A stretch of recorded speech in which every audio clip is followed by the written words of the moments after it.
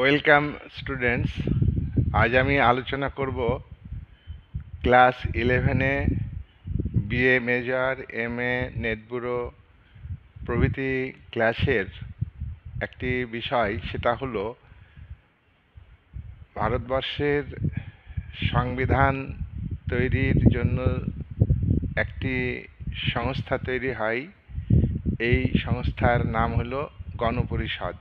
এই গণপরিষদের ভূমিকা বা কার্যাবলী নিয়ে আলোচনা করব। আমি গণপরিষদের উপর আলাদা ভিডিও করেছি, তোমরা দেখছো। গণপরিষদ 1946 সালে গঠিত হয়। ব্রিটিশ উপনিবেশিক এবং সাম্রাজ্যবাদী শক্তি ভারতকে ক্ষমতা হস্তান্তরের জন্য এর আগে থেকেই প্রক্রিয়া শুরু করে এবং ক্ষমতা হস্তান্তরিত করবে এই সিদ্ধান্ত নিয়েই ভারতের নেতাদের গণপরিষদ গঠনের প্রস্তাব জানায় এবং ভারতের নেতারা 389 জন সদস্য নিয়ে গণপরিষদ গঠন করেছে স্বাধীন ভারতের সংবিধান রচনা করবার জন্য। কিন্তু তখন ভারত স্বাধীনতা লাভ করেনি। ভারতে জাতীয় কংগ্রেস এবং অন্যান্য সংগঠন নিয়ে একটি অন্তর্বর্তীকালীন সরকার গঠন করে ব্রিটিশ সরকার। সেই সরকার এর প্রধানমন্ত্রী ছিলেন জওহরলাল নেহেরু। যাই হোক, যে গণপরিষদ ভারতের সংবিধান তৈরি করেছে, 2 বছর 11 মাস 18 দিন ধরে সেই গণপরিষদের বিভিন্ন অধিবেশনে যেসব দায়িত্ব পালন করেছে সেগুলো নিয়ে আমরা আলোচনা করব। গণপরিষদ প্রথম অধিবেশন ডাকে 1946 সালে 9 ডিসেম্বর এবং এই অধিবেশন 23শে ডিসেম্বর পর্যন্ত চলে। এই অধিবেশন দিল্লির কনস্টিটিউশন হলে বেলা 11টার সময় বসে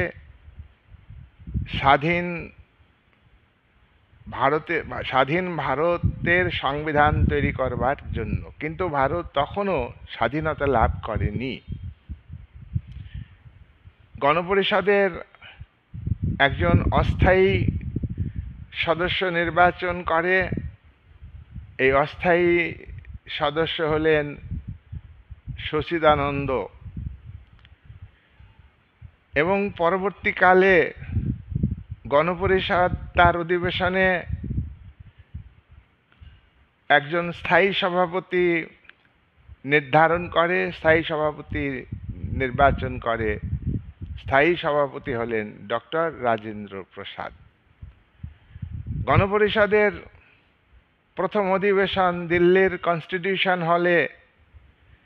এই অধিবেশনে গণপরিষদে ঘোষণা করা হলো ভারত একটি সার্বভৌম রাষ্ট্রে পরিণত হবে, ভারত একটি গণতান্ত্রিক রাষ্ট্রে পরিণত হবে এবং ভারত একটি প্রজাতান্ত্রিক রাষ্ট্রে পরিণত হবে। ভারতে কোনো বংশানুক্রমিক শাসক থাকবেন না।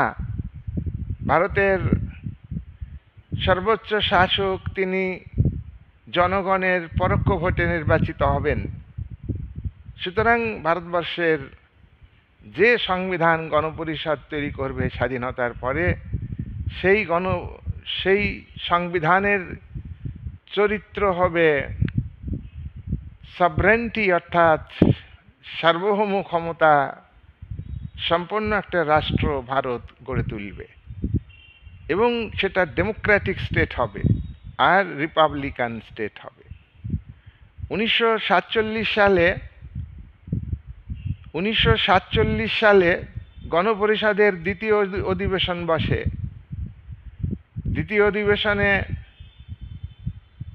দ্বিতীয় অধিবেশন কবে বসে? 1947 সালে 21শে জানুয়ারি থেকে 26শে জানুয়ারি গণপরিষদের দ্বিতীয় অধিবেশন চলে। এই অধিবেশনে মুসলিম লীগের নেতারা আলাদা রাষ্ট্র গঠনের দাবি করে, পাকিস্তান রাষ্ট্র গঠনের দাবি করে। যে দাবির তত্ত্ব তৈরি করেছিলেন স্যার সৈয়দ আহমদ খান, দ্বিজাতি তত্ত্ব, অর্থাৎ ভারতে দুটি প্রধান জাতি, একটি হলো মুসলিম জাতি আর একটা হলো হিন্দু জাতি। এই ধর্মের ভিত্তিতে, হিন্দু ধর্মের ভিত্তিতে একটা রাষ্ট্র, আর একটা হবে মুসলিম ধর্মের ভিত্তিতে পাকিস্তান রাষ্ট্র। তবে হিন্দু ধর্মের ভিত্তিতে রাষ্ট্র গড়ে ওঠেনি, ভারতে ধর্মনিরপেক্ষ রাষ্ট্র গড়ে উঠেছে। সুতরাং দ্বিতীয় অধিবেশনের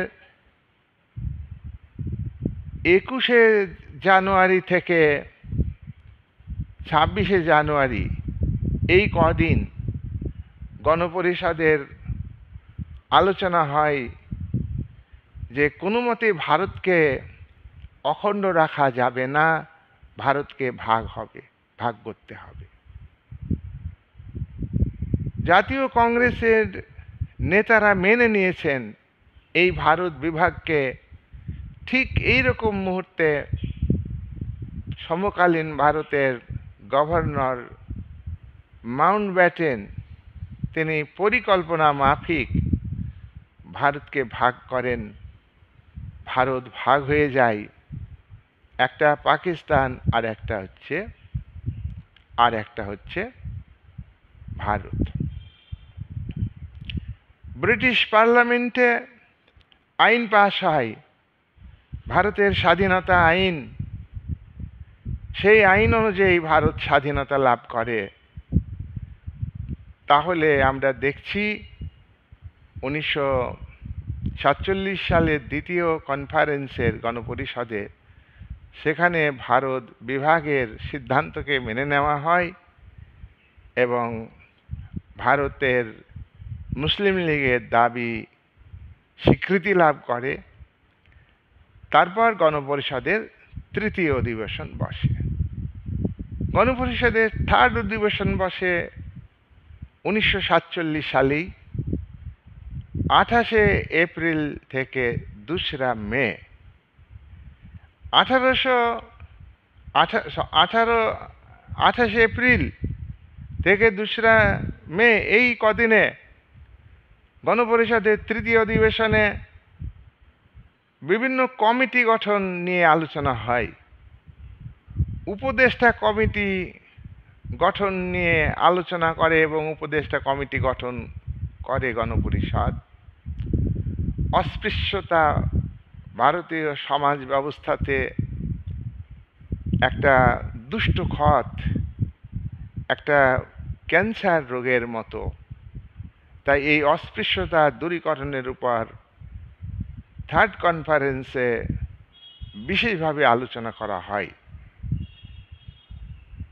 তারপর গণপরিষদের চতুর্থ অধিবেশন বসে 1947 সালে জুলাই মাসে।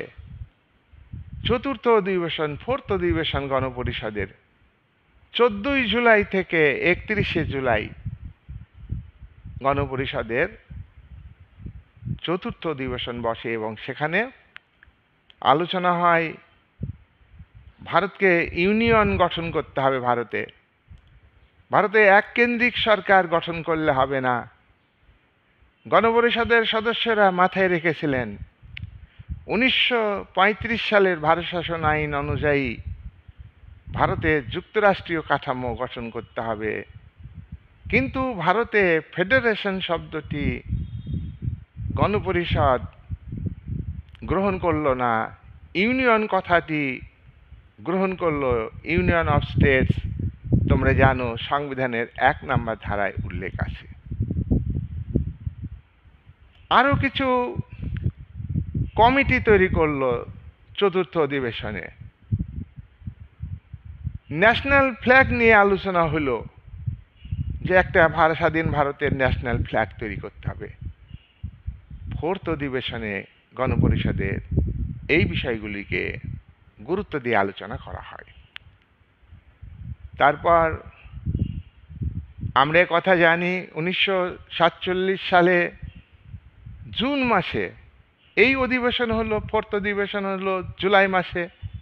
ইতিপূর্বে জুন মাসে ব্রিটিশ পার্লামেন্টে আইন পাশ হলো ইন্ডিয়ান ইন্ডিপেন্ডেন্স অ্যাক্ট। তোমরা জানো ব্রিটিশ সরকার যখন ভারতবর্ষকে সরাসরিভাবে শাসন করেছে তখন 1858 সালে গভর্নমেন্ট অফ ইন্ডিয়া অ্যাক্ট, পরপর বিভিন্ন সময়ে গভর্নমেন্ট অফ ইন্ডিয়া অ্যাক্টের মধ্য দিয়ে ভারতকে শাসন করেছে। আর 1947 সালের জুন মাসে ব্রিটিশ পার্লামেন্ট পাশ করলো ইন্ডিয়ান ইন্ডিপেন্ডেন্স অ্যাক্ট, ভারতের স্বাধীনতা আইন। এটা অত্যন্ত দুঃখের এবং অনুতাপের, তবু আমাদের মেনে নিতে হবে। দুঃখের এবং অনুতাপের এই কারণে যে 190 বছর ধরে যারা আমাদের শাসনের নামে শোষণ করেছে, অত্যাচার করেছে, বহু নিরীহ যুবক যুবতীদের হত্যা করেছে, সাধারণ মানুষকে হত্যা করেছে ব্রিটিশ সাম্রাজ্যবাদী শক্তি। তারা আমাদের রাজনৈতিক ভাগ্য নির্ধারণ করবে? যারা আমাদের উপর অত্যাচার করলো, আমাদের এটা জানা নেই কোন দেশের অত্যাচারিত মানুষ এইভাবে স্বাধীনতা নিয়েছে।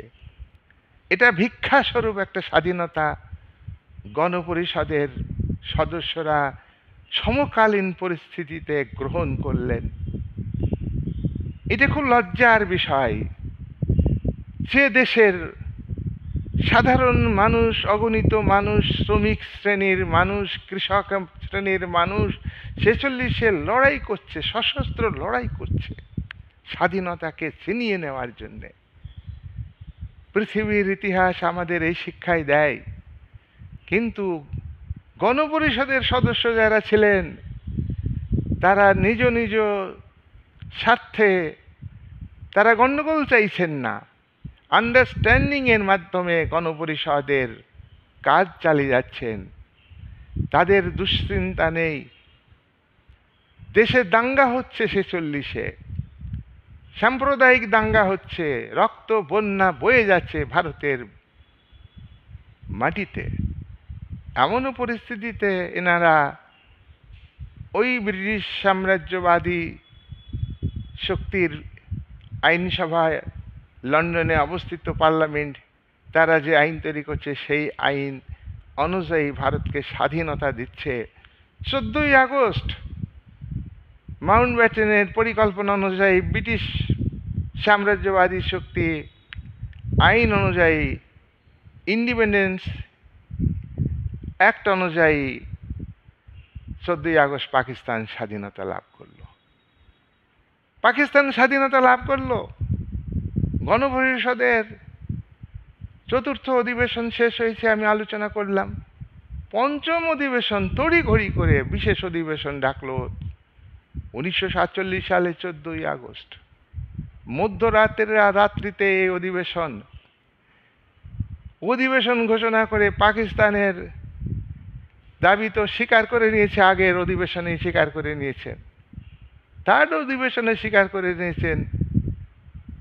সুতরাং এ দাবি নীরবে ভারতের গণপরিষদের নেতারা, দেশপ্রেমিক নেতারা, তারা মেনে নিয়েছেন।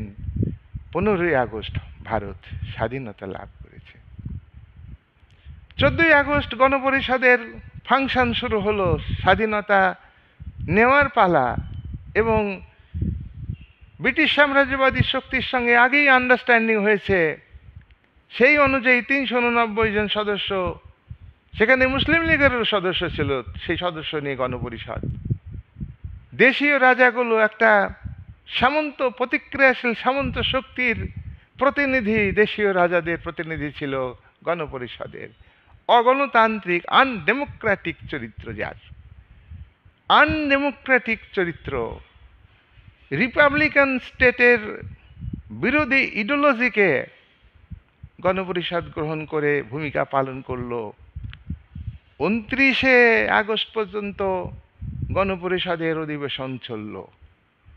দেশ স্বাধীন হয়ে গেছে, এবার সংবিধান তড়িঘড়ি করে আরও করতে হবে। এতদিন ঠুকঠাক করে সংবিধানের রচনার কাজ চলছিল, এইবার তড়িঘড়ি করে সংবিধান রচনার কাজ শুরু হয়ে গেল।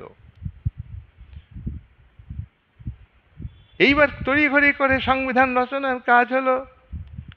389 জন সদস্য উপস্থিত হলে একটা, ওই যে অধিক সন্ন্যাসী গাজন নষ্ট কথায় আছে, তাই তারা চিন্তা করলো যে অল্প কজনকে নিয়ে একটা কমিটি তৈরি করা হোক।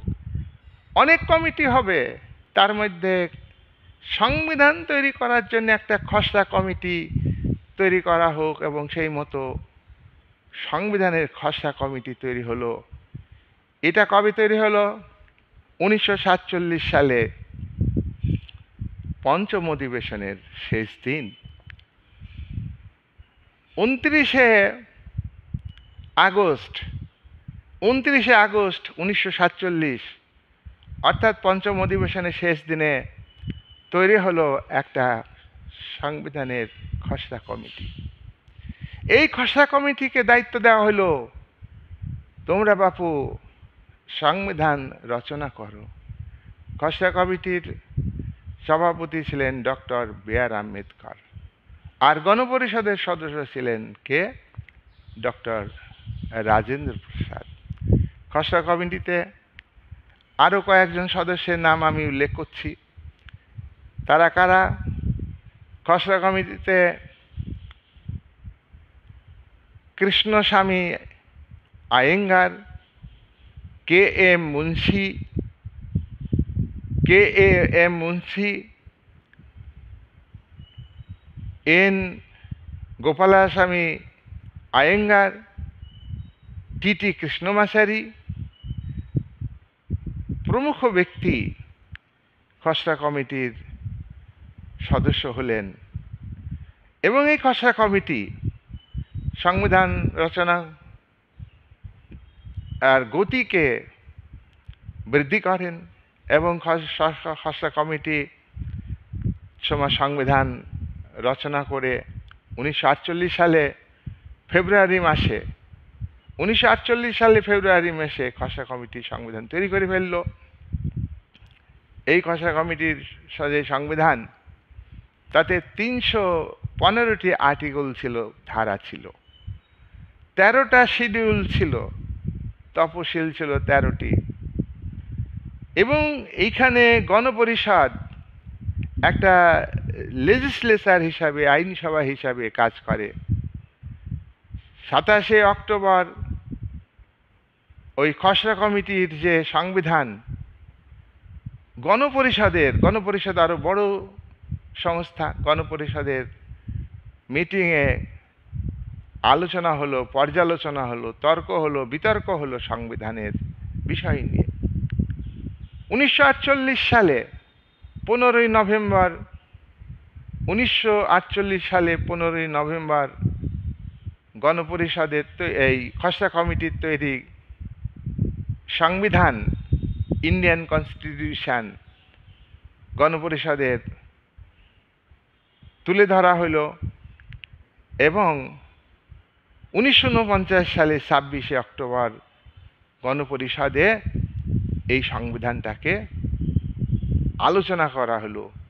এর উপরে অনেক তর্ক হলো, বিতর্ক হলো। তারপর গণপরিষদের সিদ্ধান্ত হলো যে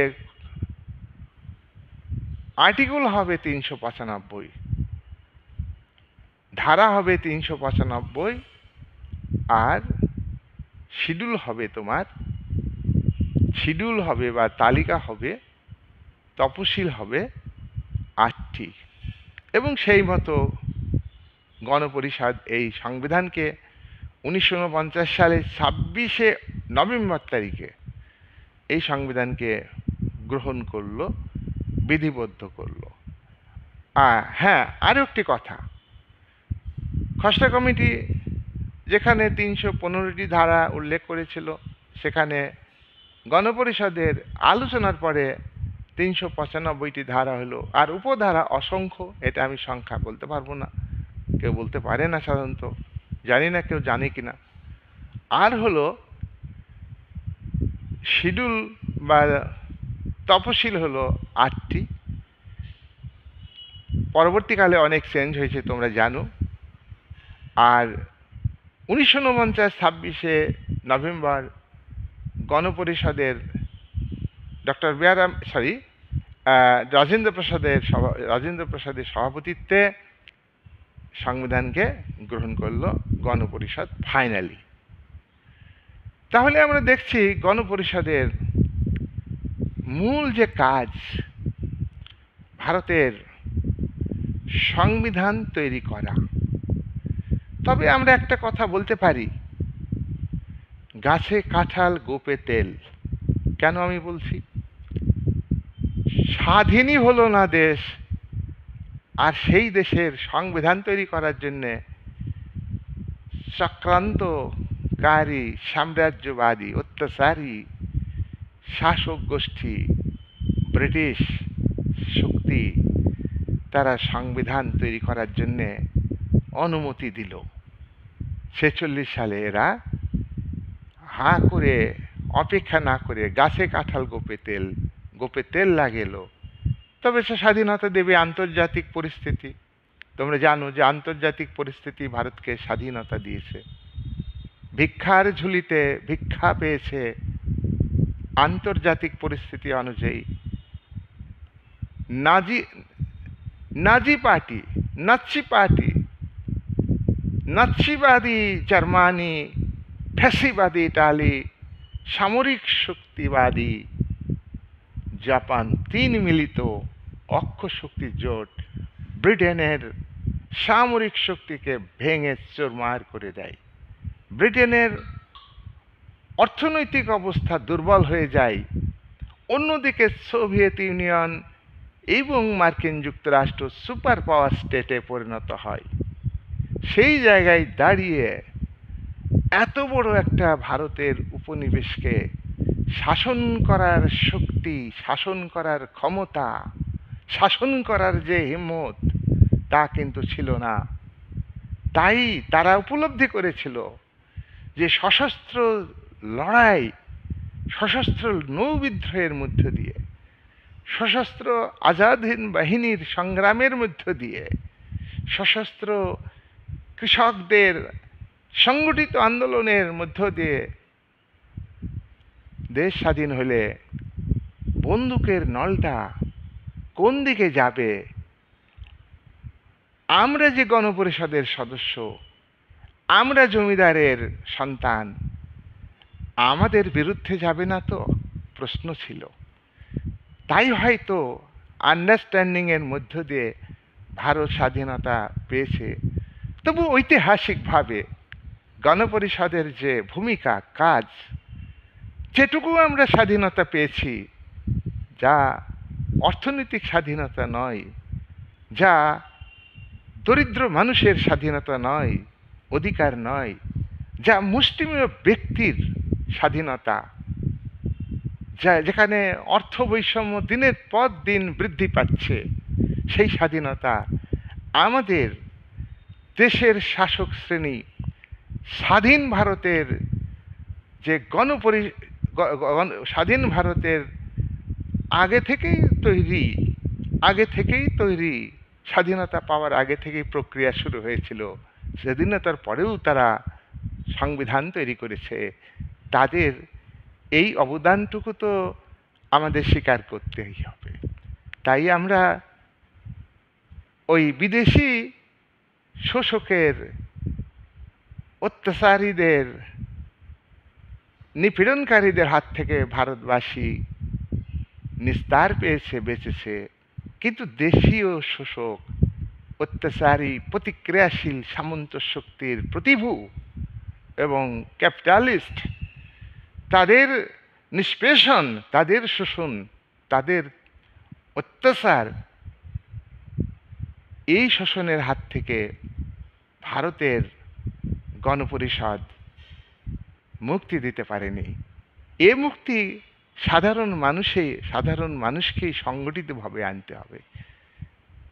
এর জন্য ভারতের সাধারণ শোষিত, দরিদ্র, নিষ্পেষিত, লাঞ্ছিত মানুষকে ঐক্যবদ্ধভাবে লড়াই করতে হবে, রাজনৈতিক স্বাধীনতাকে বজায় রেখে।